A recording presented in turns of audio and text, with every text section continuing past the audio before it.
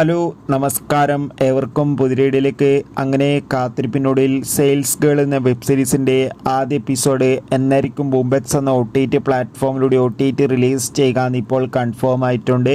ആ റെപ്റ്റേഷനാണ് ഇന്നൊരു വീഡിയോ ഭാഗത്ത്. വീഡിയോയിൽ മുൻപ് വീഡിയോ ലൈക്ക് ചെയ്യുക, ചാനൽ സബ്സ്ക്രൈബ് ചെയ്യാൻ വേണ്ടി ശ്രമിക്കുക.